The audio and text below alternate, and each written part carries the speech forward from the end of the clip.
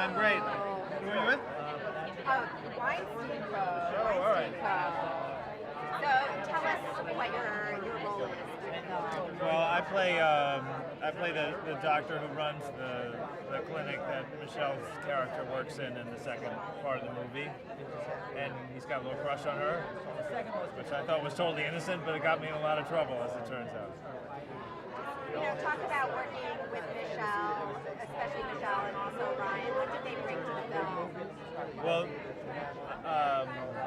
Michelle and Ryan were the reason I wanted to do it. It wasn't a huge art, and I've bounced around indie films for a number of years now, but occasionally you kind of sniff out when there's something exciting going on, and there's just nobody better than these two right now. So when there was maybe an opportunity to jump on, I really wanted to do it. I wanted to meet both of them and work with both of them. And then as an added bonus, as it turned out, Derek Cianfrance, the director, turned out to be like the young Cassavetes. I mean, he was amazing. And when you shoot a movie that has a lot of improvisation, sometimes the small parts become a more substantive experience than they would normally be if you sort of just did what was on the script. So it was great. It was a really electric experience, and I can't wait to see it. I haven't seen it. Oh, wow. I mean, just what really moved you about the story?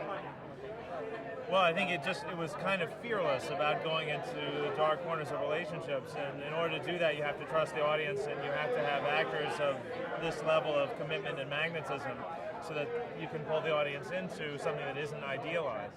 And they have that, and the director had the appetite and the chops to do it, and they've been waiting a long time to do it.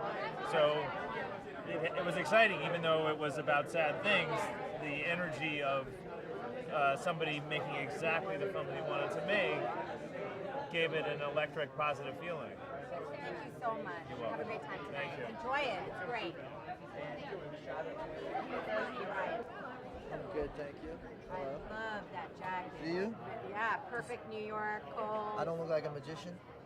Okay. There you go. Thanks. So talk about sharing this film with an audience. What is that experience like? What's it like to watch it with them, or what's it like to have people see it finally? Well, a two-parter. How about sharing it with the New York audience, being here at MoMA? Well, it's nice for us because the crew is here, and I don't think that they've seen it yet. Some of them came to Sundance, but we couldn't make this movie without them. We make a small movie. It's all on the backs of a small amount of people. It's really like we really are a team. And we just can't make it without them. So it's exciting for us that they're here. It's exciting that the movie's out at all. It took Derek 12 years to make it. It's a long time. And people are really having a real visceral reaction to this movie. Just why does this film make us feel so much? Well, I think it does because it's not pretending to know everything. It's a very interested movie. It wants to know what you think. It's kind of like a murder mystery. In the beginning of the film, you realize that this beautiful couple's love has been shot down in cold blood, and you're trying to figure out who done it. So you don't know if it's him or it's her, or maybe it was, it's money or time, or the fact that they have a kid or jobs. And there's no answer. It's really up to the audience to figure out who done it. I love how Derek says that at the end of the film you just ask questions. What are some of the questions that you ask? Well, I think the main question is what happens to love? Where does it go? How does that work? How is it that people are in love and then suddenly they're not? What happened? What scared it off? What killed it? Is it still there? It just turned into something else? Why are these people, why 50% of marriages end in divorce? What's going on? That's the questions. The main ones.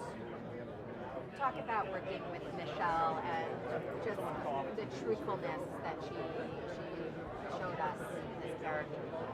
I think this is kind of a groundbreaking performance. I don't think there are many characters like this, female characters like this in a film, and I don't think it gets any better.